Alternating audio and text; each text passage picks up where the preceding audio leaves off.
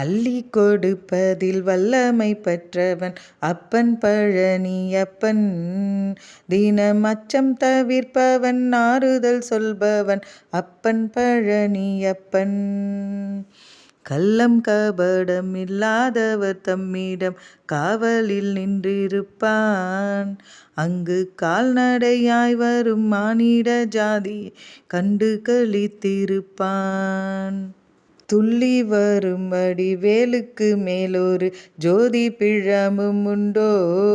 அந்த சுப்பையன் போலொரு அற்புத தெய்வத்தை சொல்ல மொழியும் உண்டோ?